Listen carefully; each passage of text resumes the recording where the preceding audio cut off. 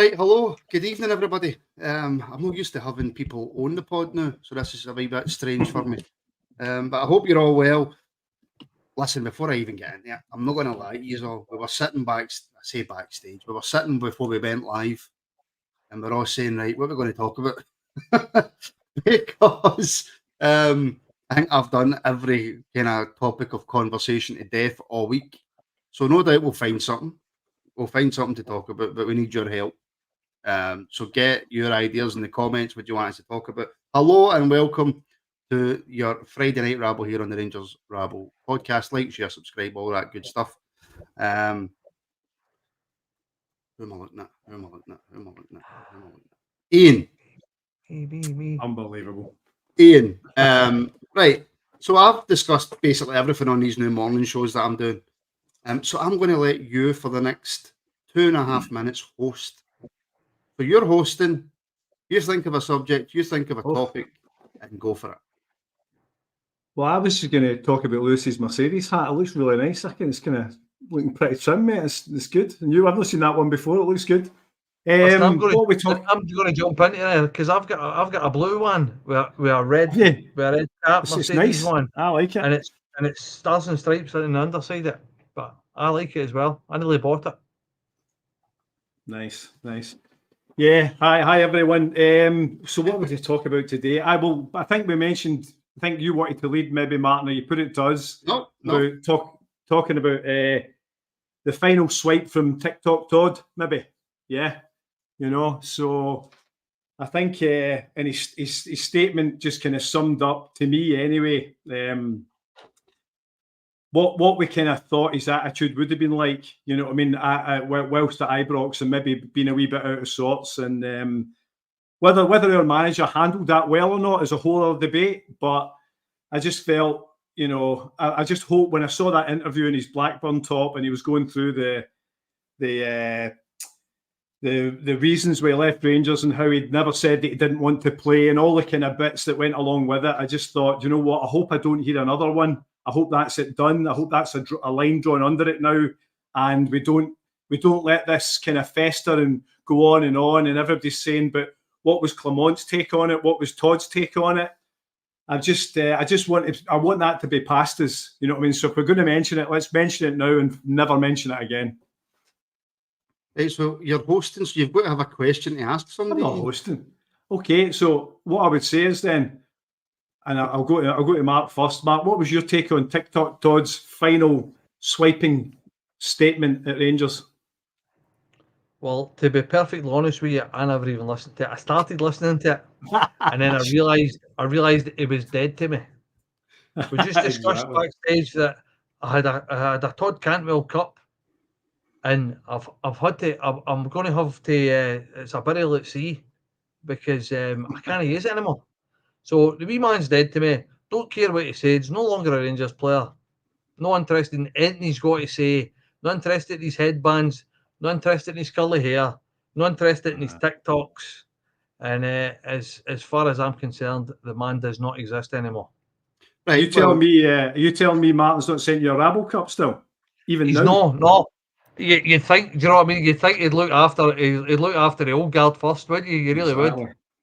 But tight as a duck's arse. That's because Lewis, you can only make this better, and you maybe have a different slant on the Todd thing. What do you think about Todd's final statement?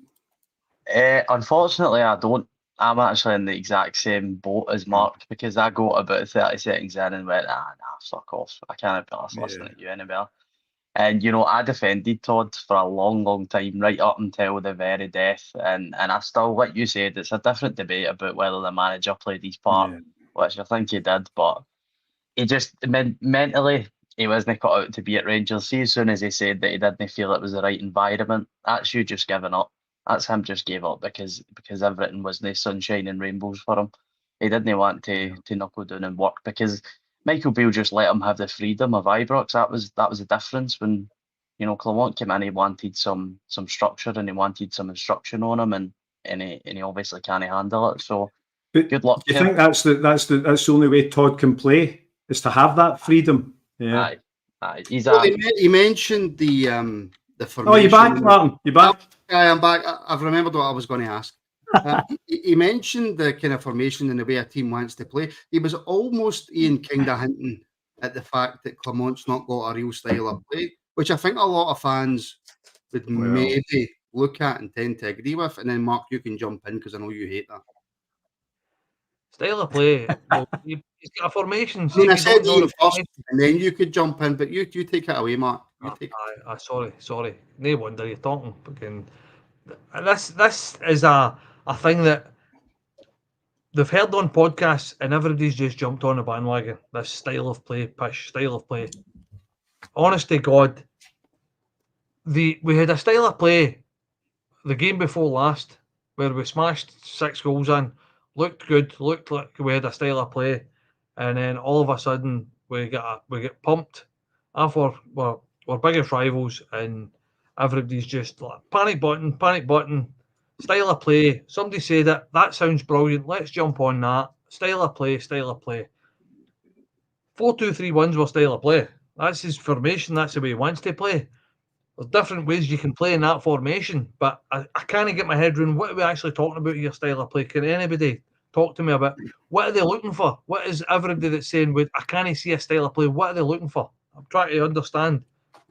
For me, I know the formation. I know what he's trying to do. The fact that Celtic didn't let us play that formation doesn't mean we've not got a style of play.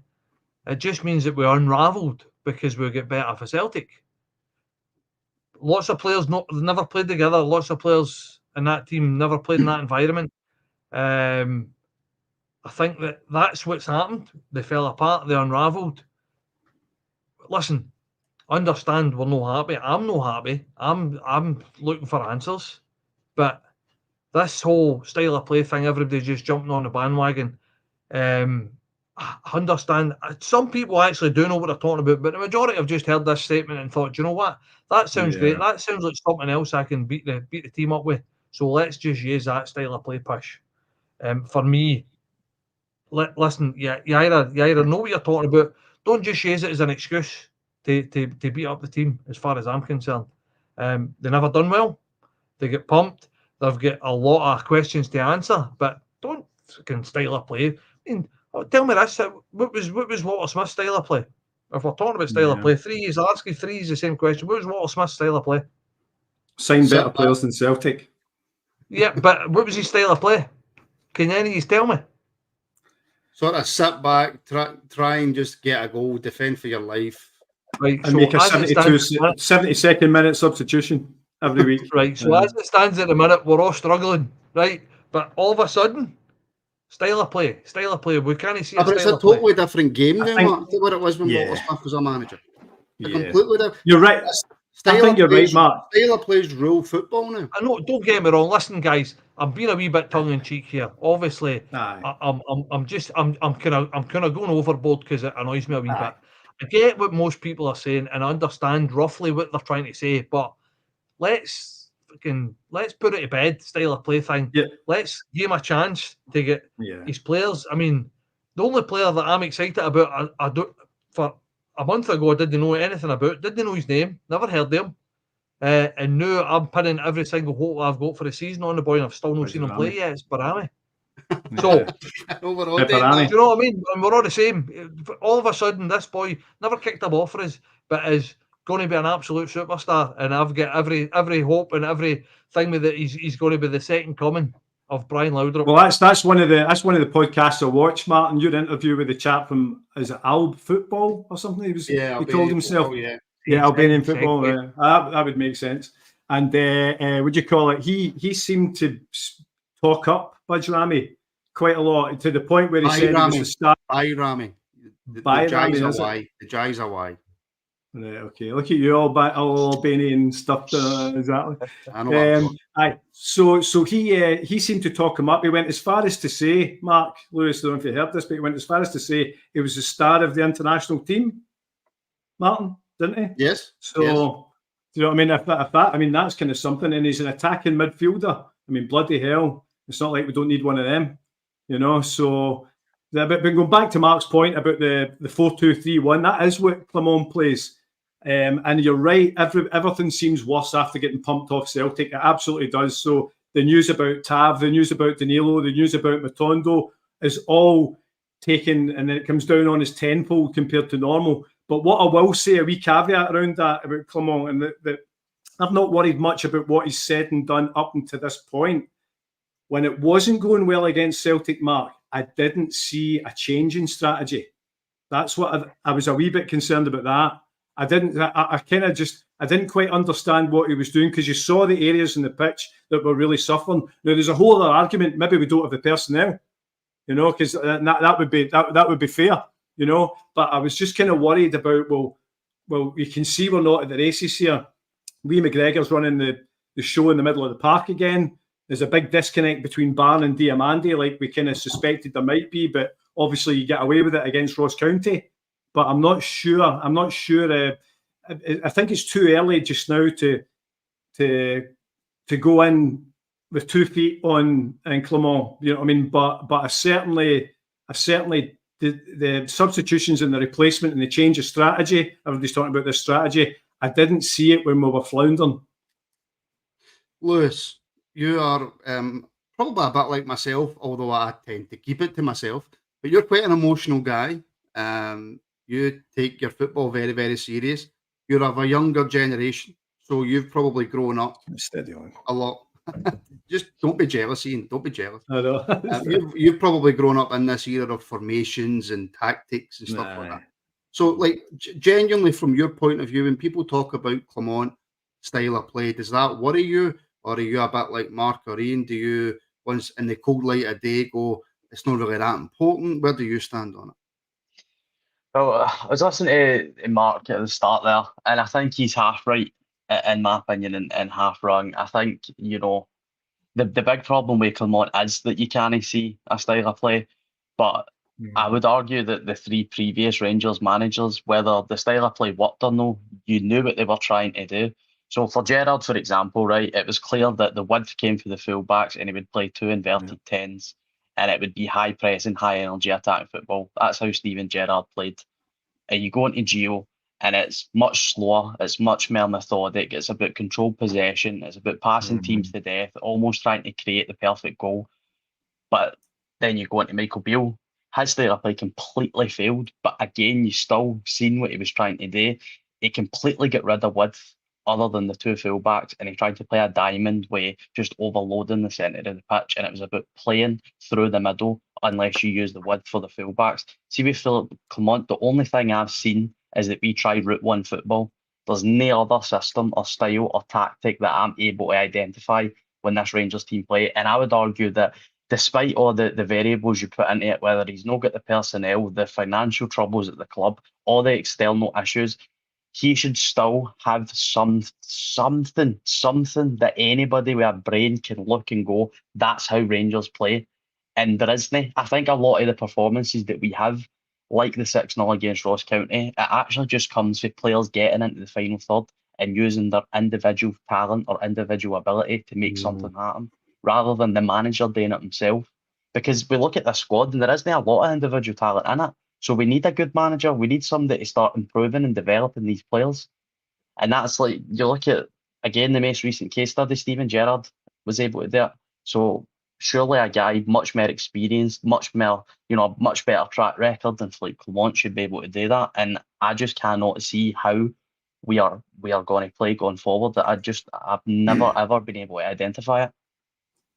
And again, I suppose this one that comes up, Mark, if we're not winning games, if we're not winning cups, if we're not winning leagues, like you say, in Walter's day, it didn't matter how we played as long as we won. And I suppose it's still the same, it doesn't. Technically, it doesn't matter how you play if you're winning, but we're not. No, I get that 100%. I get that, and for me, just to kind of, I understand, because we put that at Beale's door, that nobody knew what his style of play was. I heard that a lot under Beale. For me, if you're talking about style of play, I know that it's probably not as prominent, because I think that he's struggling to get his own players in. So you're probably not going to know. And he's come out and told you. He's come out and told you in press conferences, this team is nowhere near ready. You need another couple of months before you'll see the best of this team.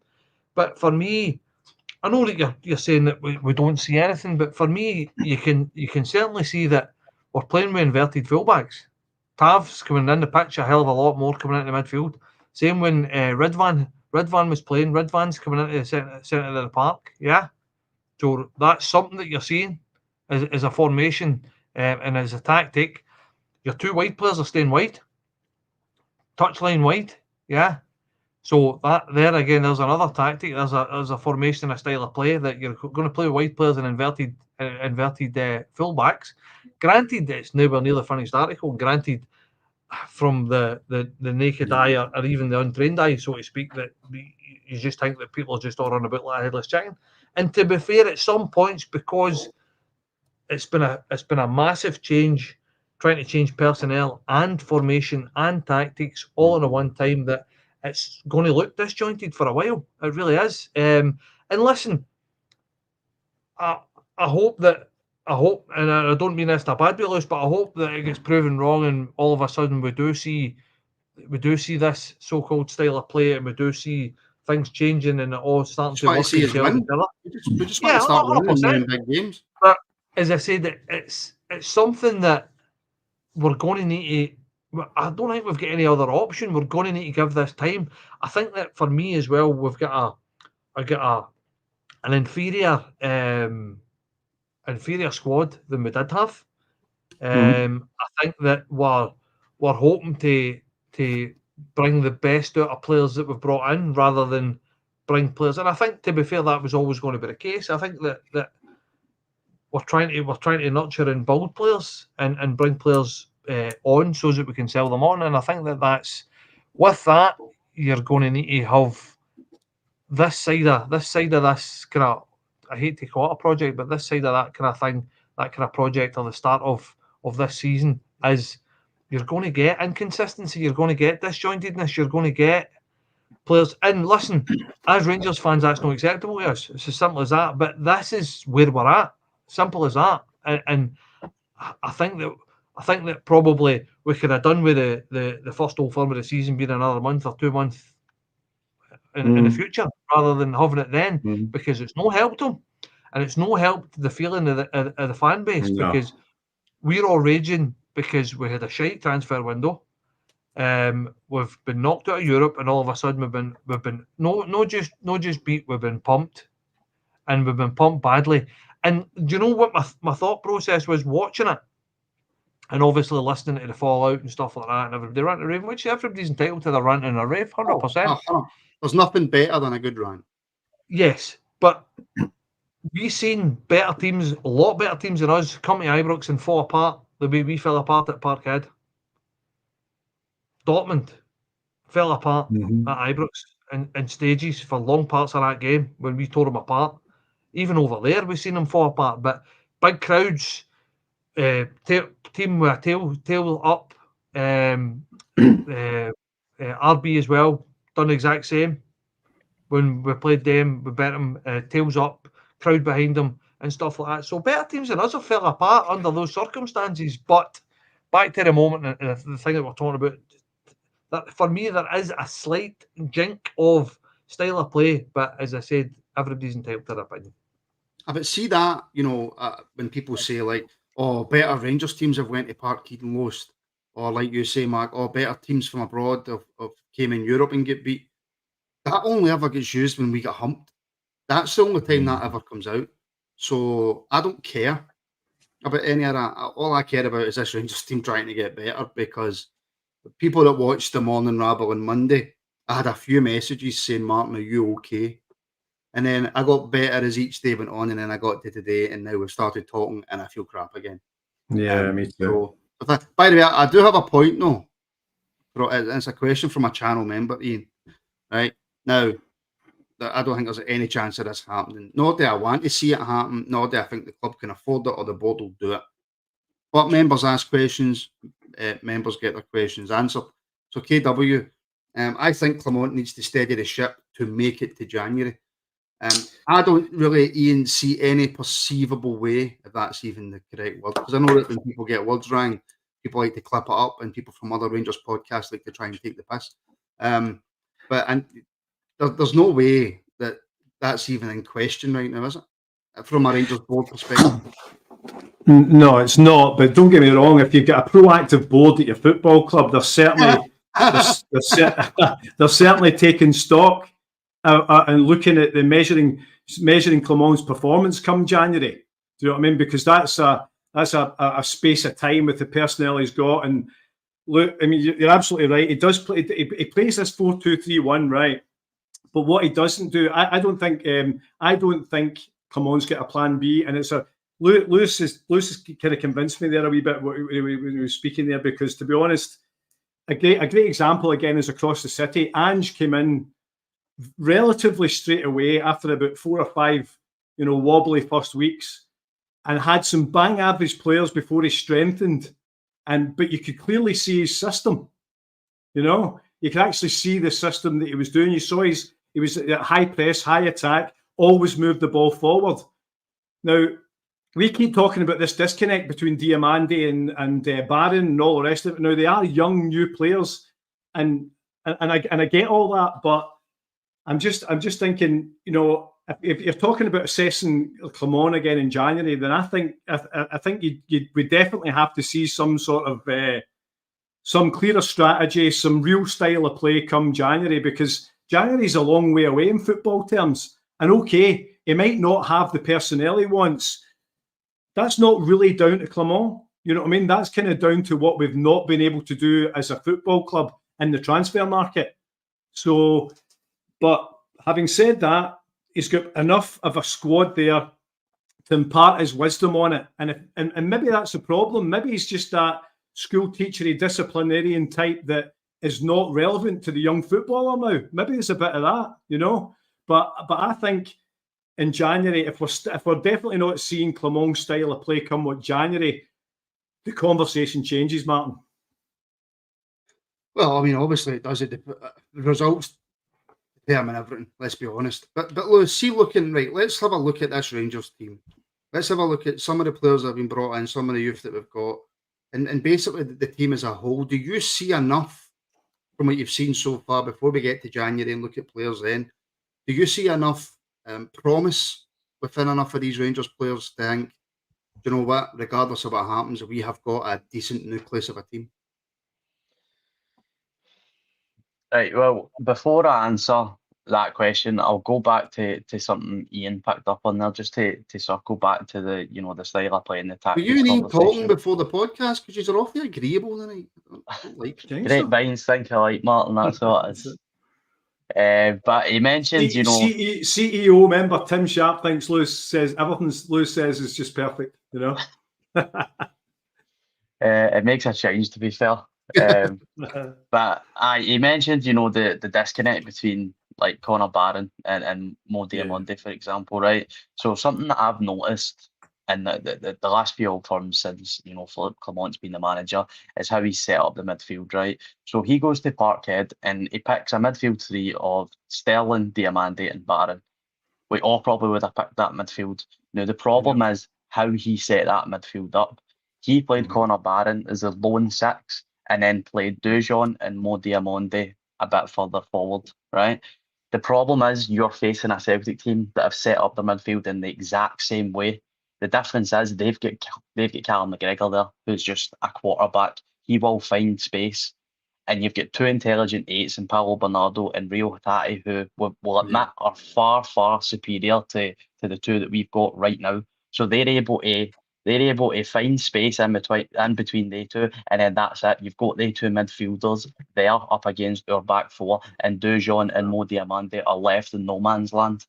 Why would he not be able to deduce that if you alter that and play Dujon, Sterling, and Barron as a sitter, and leave Diamande a bit further forward, that if Bernardo and Hatate still drifted in front, then that leaves Diamande with so much space, and it's only got Callum McGregor and the defence to go to. And it also means that when Dessers is up there fighting for his life, he's not just got two inverted wingers to play the ball 2 centimetres away from him. It's stuff like that. Like, how can I notice that on 3 different occasions in an old firm, and your manager can't see it? And one of the biggest things is, in an old firm, if you win the midfield battle, you've got a brilliant chance of winning it. And if we've got inferior midfield players, then try and set them up the best way possible. Exactly. You just leave them to die. I know you're right. Pretty much just spoke double Dutch. I did not understand a word of that. Inverted No, I totally get triangle. that. So it's not so much about Clement's Did you style get of play.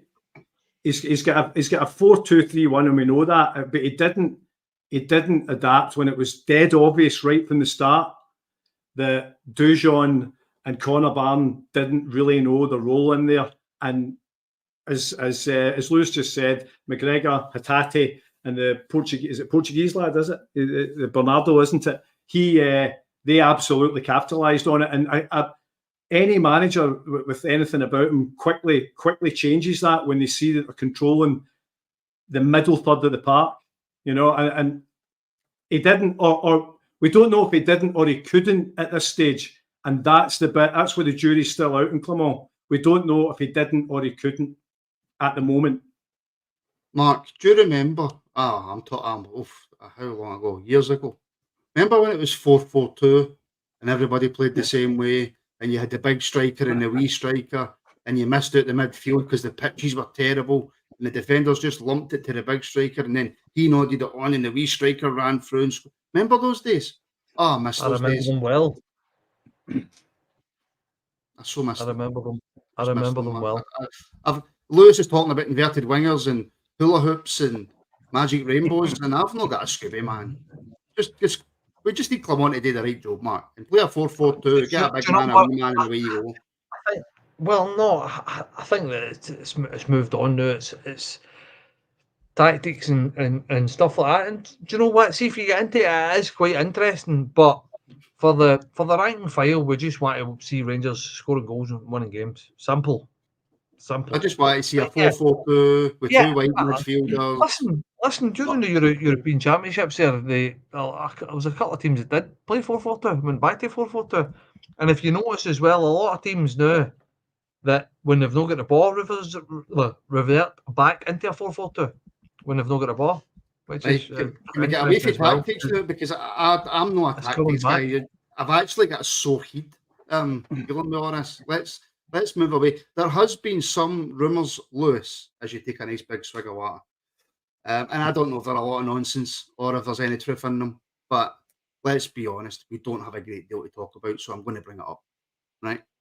There has been some rumours that it's possible that we could see our captain, James Tavernier, leave the football club before the end of either the Turkish window or the Saudi Arabian window, I think, is still open. I don't know where these rumours have came from, but it is definitely something, though, I think now I could foresee. And by the way, the reason why, see the videos that came out when the boy was shouting at Tav, see Tav's reaction, to me anyway, we've never really seen that from Tav, I don't think. And that kind of, Lewis, says to me that either A, he's no happy, no confident in the way that he's currently playing, or he's not happy at the club and he maybe does want to move. No, I kind of disagree with that point. Certainly, I would probably go towards the latter. And I think, the captain's fed up. I think this is his 10th season, and he's had to put up with being the scapegoat for probably 80% of it. And I think a lot of it's unjust. And I know there's a lot of Rangers fans that are, supporting the type of videos, but for me, that guy's a scumbag. Like, we're all Rangers fans. There's other ways to vent your frustration. I mean, I know it's not for everybody, but we're on here on a podcast, and that's why we do this, because that's how we vent our frustration. We don't think we've got any divine right to go up and scream in another human being's face and tell them that he's a serial loser. Because let's be honest, that in the next 10 years, this guy will be remembered much, much fonder than he is right now. Like, his individual output warrants much more trophies, and football's a team game. There's 10 other guys on the pitch at one time, so Tav can't win all these trophies on his own. And I just think it was so unfair, because then again, is it his fault? He's 33 years of age. I would like to ask any other Rangers fan, is there another 33-year-old right back out there in football right now that you would be happy coming in replacing Tavernier? Probably no, unless you maybe go Kyle Walker. You know what I mean? It's not a common thing. As soon as a fullback hits like over 30, it's the same as a winger. They start to dwindle, unfortunately, and that's up to the manager and the previous manager and the previous manager to recognise that. Because Tav should have left after the Europa League final, just like 7 other players. Quite a few. Yeah. So Yeah, it's I hope he does go. I hope he does go because for me he's a legend at Rangers, and I think this is just tainting his legacy, and I don't think he deserves that. And it's just it would be nice to actually see somebody else play it right back for our sakes as well, and for him to go and get a new challenge and just ride off into the sunset and enjoy the rest of your life because you've been a fantastic servant to Rangers and you certainly do not need to be dealing with this at your age. What I will say is that the guy that was doing all the spitting on I think it was the Edmiston House thing, that's scummy behaviour. Don't quite think I would go as far as to say shouting at somebody is scummy behaviour, but it's not. I wouldn't have done it. I agree with you there. It's not something that I would do. I wouldn't go and shout at the players. There's just a lot of frustration, Ian, within the support, and I don't really know where I stand on that because maybe I don't think I see it as bad as Lewis is standing, maybe not being right up in their faces, but standing back and having a shout. Again, personally, it's not something I would do.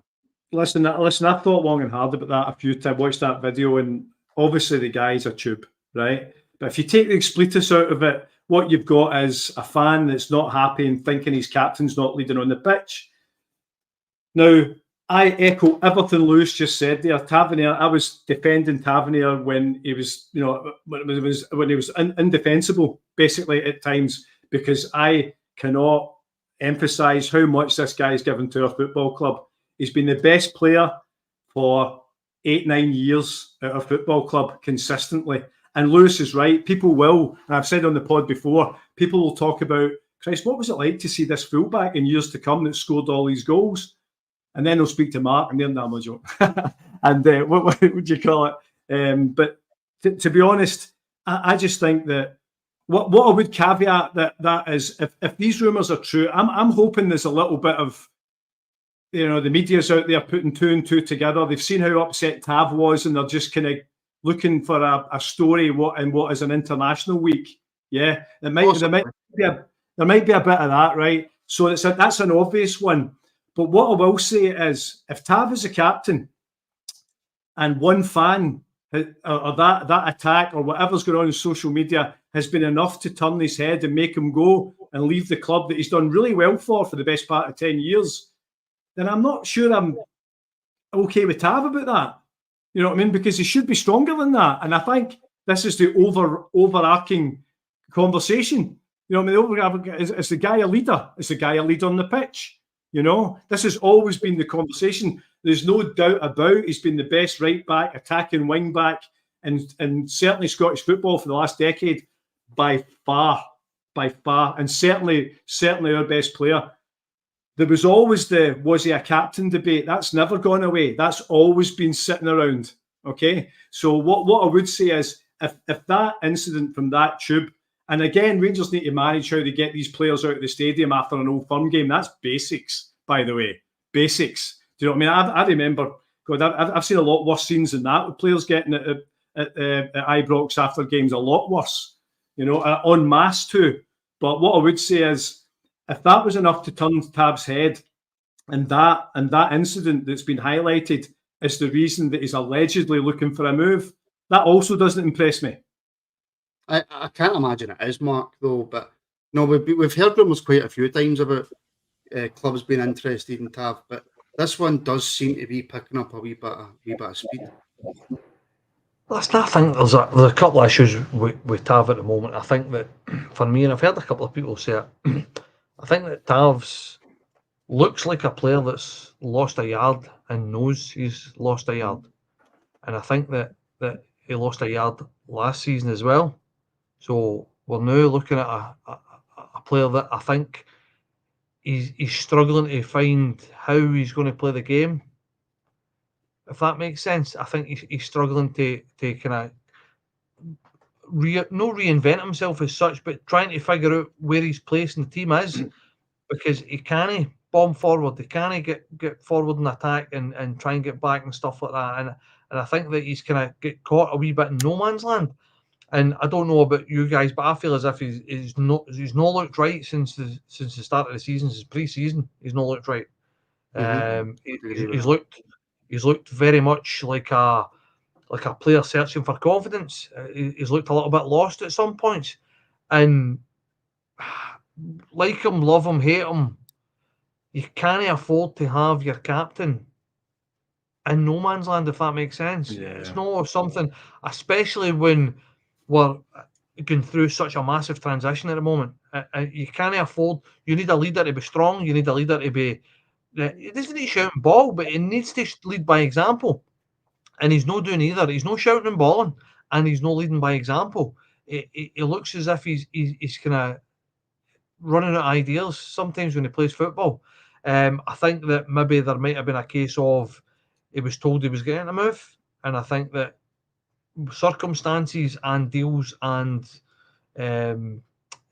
stadium building works has made the point that we've not got the money to bring somebody in, so you can't move type of thing. I don't know. I'm just flinging ideas out here, but for me, that coupled with the fact that I think he's struggling to find where his place is in this team now.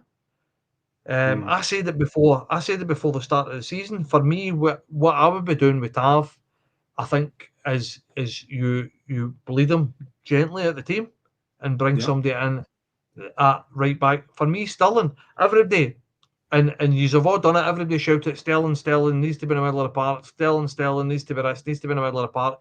Now all of a sudden he said a stinker against Celtic, and everybody's like, "Well, centre park's no for Sterling." So for me, he's a right back. Play me right back. You phase out Tav. You phase in Sterling. You let Sterling be some sort of an understudy for Tav. You let him support Tav, and you slowly but surely move Tav out.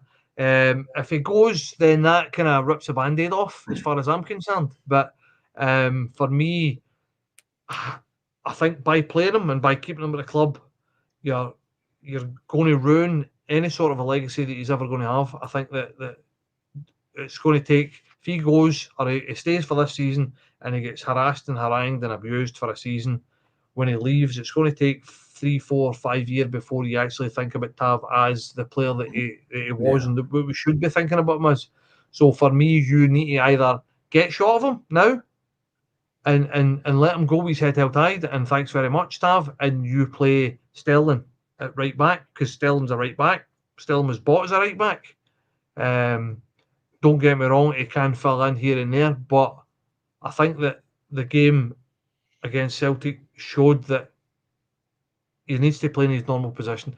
The problem is you're going to get to a stage where you're going to ruin Sterling by flying him left wing, right wing, centre mid, this here, there, all over the place. So for me, you need to play him as a right back, see if he can oust Tav from that position and help Tav in his progression from being a full-time captain to being a bit part player, and let him move out gracefully. But as it stands at the minute, he's in no man's land. I don't know whether he's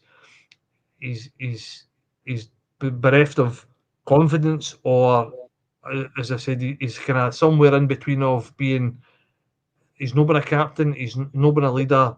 His performances are showing that he looks as if he's struggling and nervous. And to be fair, Tav might be many things, but I'd never ever said he was a nervous guy. So for me, it's a very, very strange thing with Tav at the moment. But I think, from my point of view, I would move him on and play Sterling at right back. But before we move on, I have to say, by the way, considering that it's an international break, loads of people watching tonight, so thank you very much for tuning in, folks.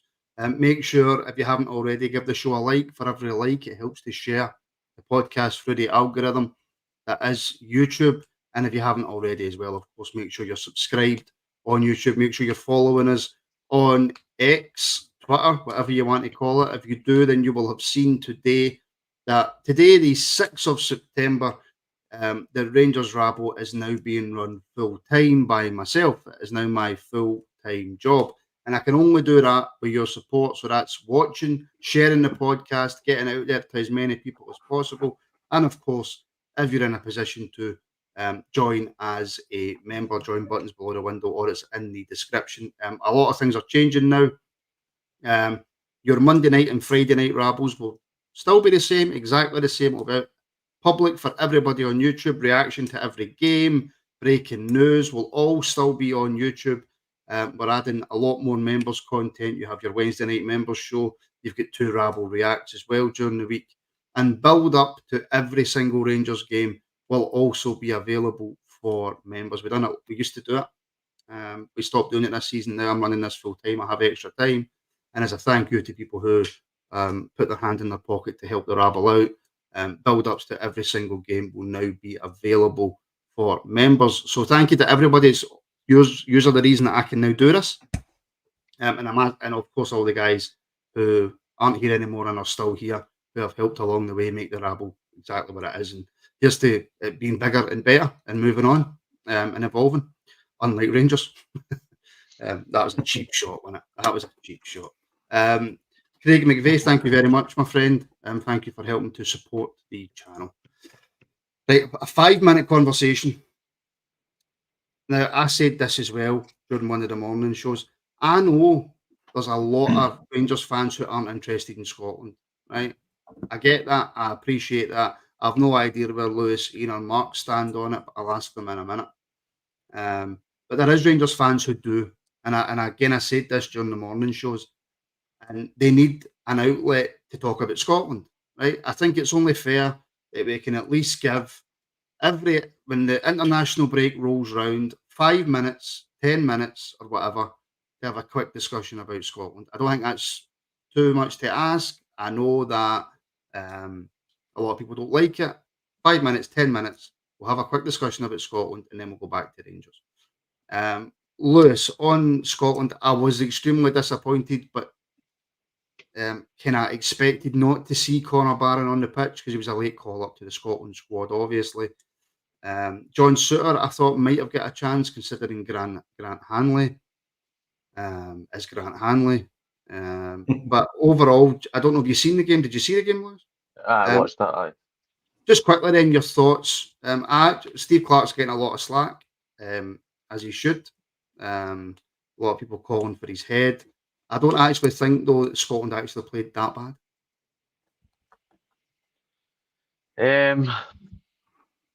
I think that they didn't play that bad in the second half, certainly. I think they played much better in 45 to 70 odd minutes. I am disappointed but unsurprised because, you've got, in my opinion, a very, very poor and very limited manager in Steve Clarke, who is wasting a very talented crop of youngsters. And, he deserved to get the chance at the European Championships, just gone there, but the time was up. He needed to go. I mean, that game yesterday was our one and only chance of properly winning a game. Poland are the only team we've got a feasible chance. You never know, but Portugal and Croatia were very difficult, so we really needed to beat Poland at Hampden. And how is Ryan Gold 28 and only getting his debut for Scotland? Like, it's questions like that. Like, why is Kenny McLean still playing? What does Kenny McLean offer that somebody like Ryan Gold does when there's a 5-year age gap between them? Kenny McLean should be nowhere near a Scotland squad. Neither should Grant Handley. And you're right, John Souttar should be playing, despite the fact that John Souttar's not the greatest centre-back in the world either. But certainly in a back five, John Souttar should be starting for Scotland.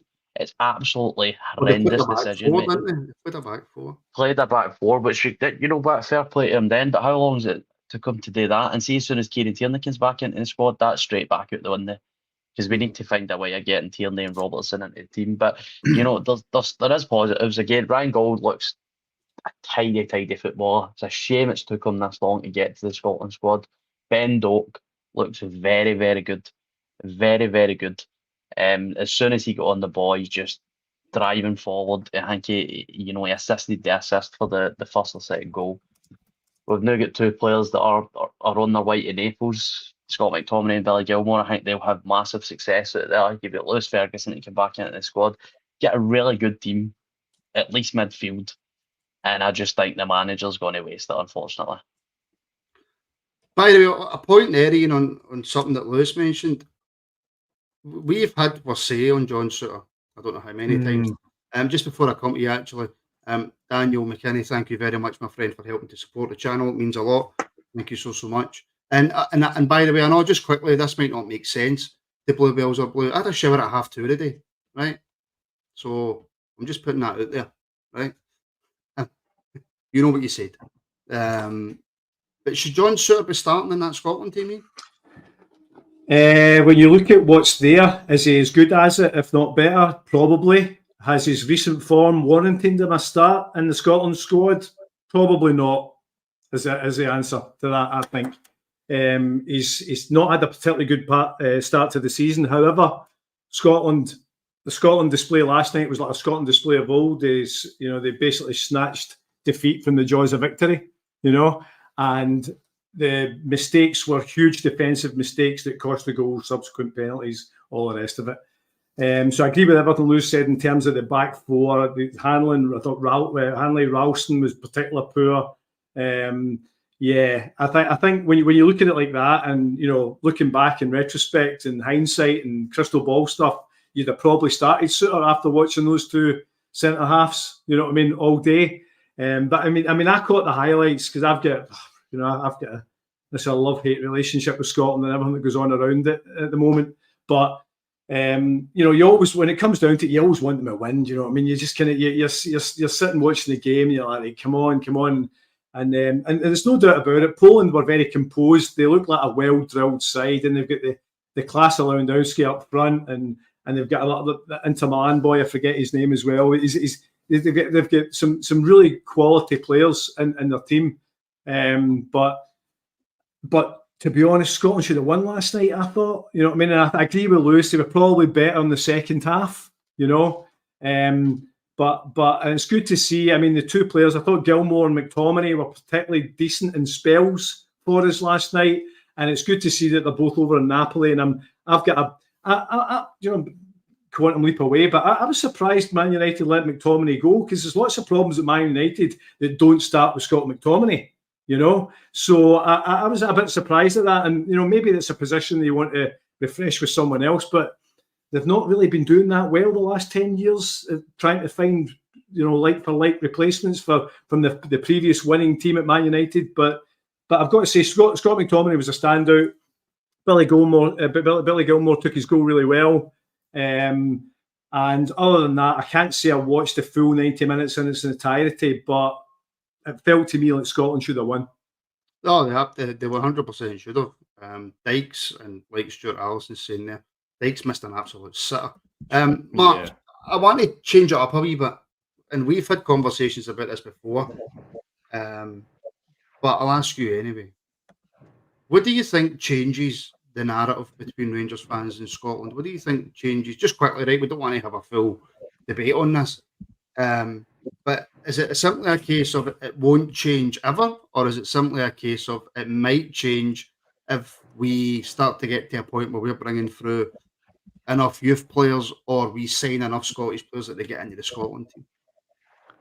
I think the more Rangers players that are in the Scotland squad, I think the more we will pay an interest in it. I think that, for me, my thoughts on it, it's a strange one, because I'm a little bit torn, because I used to love watching Scotland, and now, see if they were in my back garden, I'd pull the blind shut. I think for me as well, massively Stevie Clark for a start. I cannot stand him, man. I don't know why, but I don't know why. But he's never done me any harm, put it that way. But I just cannot go to him, man. I cannot tactically. I can't go him. See, when I see him getting interviewed, I'd love to dive in the telly and grab him by the throat. I don't know why. It just infuriates me. I think that he's so. It's almost like arrogance, but it's no arrogance. It's like, I don't care. This is like a pure chore for me. This whole I'm a similar manager, but me talking to you is a chore, and that drives me insane. You should have a better rapport with a fan base, a better rapport with the guys that are interviewing you and stuff like that, and it drives me mad. So, short and long of it, I can't go him. I think that if you get a lot more Rangers players into that Scotland squad, things might change. I think as well the attitude of a lot of the Tartan armies are a massive issue as well for Rangers fans. Oh no, I get that. I completely get that. I know booing players and stuff like that when they come on the park. I know that's affected the relationship as well. I don't think that's helped probably that, and I'm not even going to get into the whole politics of the situation, but politics in Scotland has probably got a lot to do with it as well. There's many things. There's many things. Right, okay, let's move on from Scotland, and I'm hoping that this can take up 10 minutes, unless anybody else has got a point in that they want us to discuss. But this is a question from Ibrox 1872. Who wants to take this one? What is your first 11 if everyone is fit? Who wants to take that first? Who looks the most nervous? Ian, what's your first 11 if everybody's fit? First 11 if everybody's fit. Bloody hell. Right, okay. Well, Butland, Suter, after just panning them. All the guys we've not seen yet. So the new the new Dutch defender, I'd put him in there. I'd have Sterling at right back, and I would also rotate him out slowly with Tav. So Tav then becomes a squad player. Sterling comes in, starts to hopefully go in that. But I also understand that he has a role in the centre of the park that he's got really something to offer there. I just don't think at the moment Clement or Sterling, for that matter, know how best to play Sterling in the middle of the park just now. So Yefty, left back, and then I would certainly put Barron as a sitting number 6 because I've not seen anything better just now. Caveat around Sterling that I talked about could potentially do that role, but I think the need at right back at the moment is supersedes that. I then have Christ Almighty, this is the bit where you get to. So how did you say we were calling them now? But Bayrami, is it, Martin? Bayrami, yeah. So I would have him in the attacking number. Bayrami. It's like a Y instead of a J. Okay, yeah. Diomande behind him, yeah.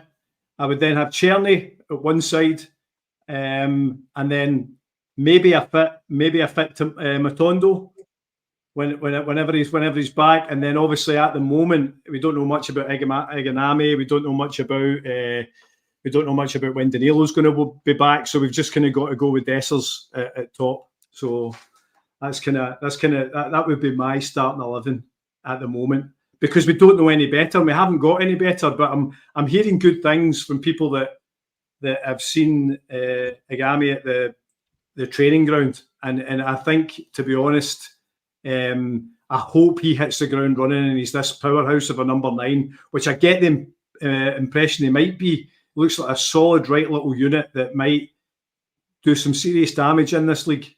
So that's who I would go with, because that's on the basis of the information that we've got in front of us just now. Any changes for you, Lewis? I think my team would be quite different, to be honest. I think you can't argue with Butland. I think I would probably go with Sterling at right back. All the conversation we've had with Tav, I agree with that. I would have the new Dutch boy. Is it Casemiro? I would like to see him in proper as the two centre backs. They're both Dutch, and we spent some money in proper, and I think it's unfair to.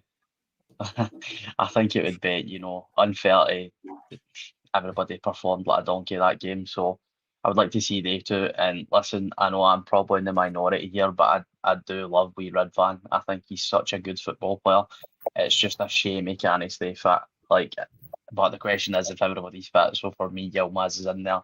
Midfield at this moment in time, I would stick with Barron, and I would probably have Rico Raskin in there beside him, because Mohamed Diamande, I don't think is able to perform in that position as an 8 right now. I think he's too much of a defensive liability. I think if you play Diamande, he needs to be much more advanced. And unfortunately, we've just spent £3.5 million on a number 10. So you would imagine that he'll probably play. So I would like him to have as little defensive worries as possible, and have Raskin and Barron behind them. I would have Czerny on the right, and I would have Cortez on the left. Again, another player that can't stay fit, but we've seen flashes last year how good he can be. And 21 years of age, we've got a permanent move lined up for him. Young, exciting, direct, fast, looks a good athlete. And then Dessers up front. I agree with Mark. I think, the opinion on Dessler seems to fluctuate every single fixture. Dessler's I'm been guilty of that. I'm totally guilty of that. he's actually been really good this year, bar Ilford. Yeah. And again, it's just who wasn't he? Who was not underperforming in that game? So Dessers is fine for me up there, especially with Danilo's striker worries. So that would be my start 11. Slightly different question to you, Mark, although you can, fair enough if you want to jump in with your 11. But Lewis mentioned somebody there who seems to be the forgotten man in Nico Raskin. Do you know, when I'm thinking about a Rangers team now, I almost always forget about him. It's a strange one, isn't it? He's almost like the forgotten man. It's, for me, it was when he came in, he looked so promising, he looked great. I think a couple of wee injuries and a wee dip in form, but listen, there's a potential there for him to come roaring back and be the player that we think he will be, or we hoped it would be. So there's definitely food for thought there, and I think that as it stands at the minute, it's a perfect playing field for him to come on and make a name for himself. It really is. Yep. But just on the quickly, I'll do my 11. I'll be really quick with it. But Butland in goals, proper. I'm struggling. Suter as it stands is the lesser of two evils, because I've not seen the big Dutch fella yet, so I don't know is a quick answer. So for me, probably Suter. Right back would be Sterling, left back Yilmaz. Two holding midfielders would be Diomande and Barron. Number 10 would be Berame. Left side of midfield would be Jefte. Right side Cherny. And up front would be Dessers. And I think I'm saying Jefte purely for the fact that I've not seen enough of Cortez, and I know that Jefte will be good on that left side. That's a fair shout, to be honest. But Jefte on the left wing, I mean, Matondo's going to be out for a while. Cortez is just back from injury, to be fair, and we hope it's not another Danilo situation where he comes back and then 2 weeks later he's gone again. So it is actually an area that we're quite short in. Well, Jefte's looked really good going forward. You know what I mean? So that makes perfect sense to me. That's why I would he was certainly in my team. I don't think we've seen enough of Cortez yet to be convinced he's going to do anything for us. I hope I'm wrong about that. But yeah, having Jefte on the left side, to me, Jefte looks like a bit of a player. He seems to have a bit of swagger about him. He seems to be quite dangerous when he's going forward, and I think he'll come good for us in the long term. And I agree absolutely. Look, Dessers, I think Mark described it many moons ago, and I absolutely agree with him that Dessers is your second striker who started the season like a first striker. But to be honest, we can't, as much as he was particularly poor against Celtic, and I know Lewis just said this, everyone was poor against Celtic, and he didn't get shown much of the ball. You know what I mean? And if you're that type of centre forward that Dessers is, you're needing a lot of the ball, because we know Dessers likes to sky a few, likes to miss some easy ones, as he did in the first 16 minutes against Celtic. But he needs to play his complete game in its entirety, and it's frustrating. But it is effective. It is effective what he does. And going on how half fit he was last year with 22 goals and starting the season this year, you can't take those stats away from him or simply ignore them. Well, Ian has just disappeared sound-wise. Oh, no, he's back. Oh, and he's away again. I'm going to need to have I think that's a verbal warning or something like that, because I think that's 3 podcasts in a row that's happened. Listen, folks, I think that will do us for this Friday night.